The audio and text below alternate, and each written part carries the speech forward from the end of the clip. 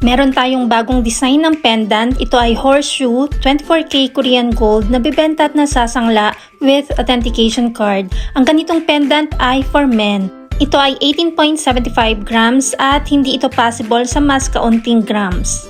Hetong itsura ng ating pendant, left, right, sa bottom at sa kanyang top part.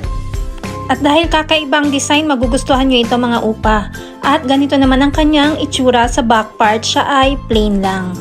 Heto ang ating 18.75 grams pendant pagsuot. Pinartneran natin siya ng 56.25 grams 55 cm chain.